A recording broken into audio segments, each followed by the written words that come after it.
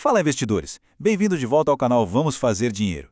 Olha só, hoje a gente vai destrinchar um dos ativos que mais tem dominado as rodinhas de conversa no mercado financeiro ultimamente, a Ultrapar, famosa pelo ticker UGPA3. Já vou avisando, pode esquecer aquela imagem de um ativo travado ou problemático que ficou lá no passado, tá? O que a gente tem aqui hoje é o estudo de uma empresa que voltou e voltou com força total para o radar do mercado. Nós vamos olhar os números frios, entender essa reestruturação toda e descobrir, na prática, de onde está vindo o dinheiro. Bom, vamos direto ao ponto. Para quem acompanha o mercado de perto, a Ultrapar virou exatamente o que essa frase aí na tela diz. Um case clássico de turnaround, a famosa virada de jogo e de muita geração de caixa. Mas como eles conseguiram isso, né? Basicamente, eles passaram por um ciclo de transformação gigantesco nos últimos anos. Foi uma estratégia dura, confesso, mas super necessária. A diretoria decidiu focar no que eles realmente sabem fazer bem, o core business de distribuição e logística, e simplesmente passou a vender os ativos que não estavam dando o retorno esperado. O resultado? Uma Ultrapar muito mais enxuta, com uma eficiência operacional que dá gosto de ver e uma baita disciplina com o capital. E para a gente entender bem o tamanho dessa evolução e se o preço da ação hoje ainda vale a pena, a nossa explicação de hoje está dividida nestas 5 partes rápidas. A virada da Ultrapar, um raio-x dos resultados, os pilares do negócio, os riscos e pontos positivos e, claro, a visão estratégica e o valuation. Tudo direto ao ponto e 100% baseado em dados. Começando então pela nossa parte 1, a virada da Ultrapar. O que a gente precisa ter em mente aqui é que essa virada não é um truquezinho contábil ou pura sorte, de forma alguma. A lição de casa bem feita criou esses 3 pilares centrais da nova tese da Ultrapar. Primeiro, a recuperação operacional, que é aquele turnaround que já saiu do papel e virou realidade. Segundo, uma geração de caixa que agora finalmente é consistente, o que dá um baita alívio para o balanço. E terceiro, a alavancagem de ativos logísticos mais estratégicos. Eles limparam a casa, literalmente, para focar só no que traz lucro de verdade para o acionista. E o que acontece quando você arruma a casa? Os números aparecem. Vamos para a parte 2, o nosso raio-x dos resultados. Gente, olha que interessante esse número. 914 milhões de reais. Esse foi o lucro líquido da Ultrapar no primeiro trimestre de 2026.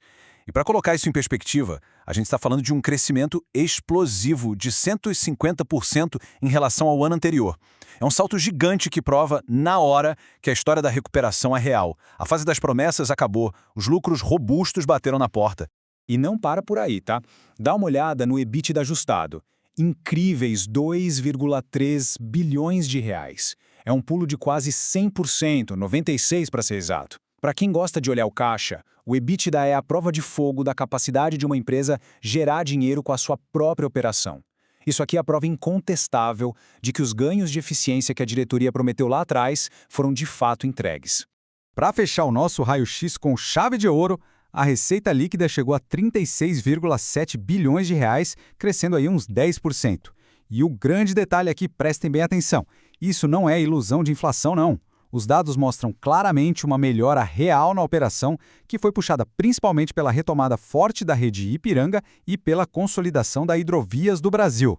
O que nos dá o gancho perfeito para a parte 3, os pilares do negócio. Vamos abrir o capó dessa holding?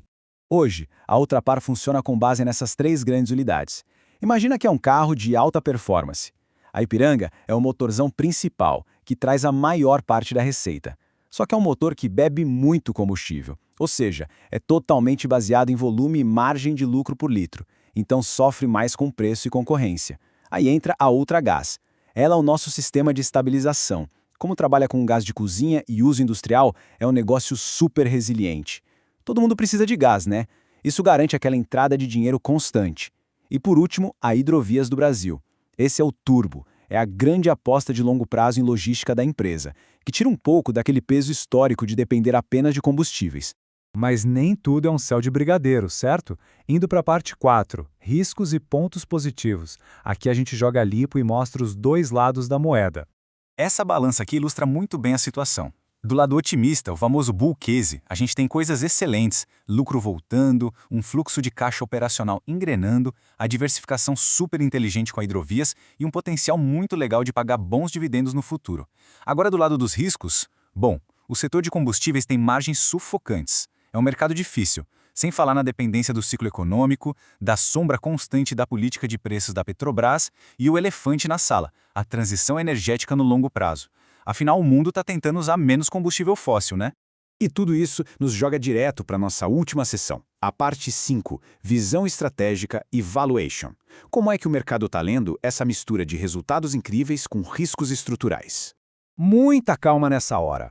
As ações da UGPA3 já subiram mais de 80% em 12 meses, segundo os dados recentes. Sabe o que isso quer dizer? Que o mercado não é bobo. Eles já reprecificaram a tese. A Ultrapar saiu da lista de problema para a lista de recuperação rápida. Então, precisamos ser realistas.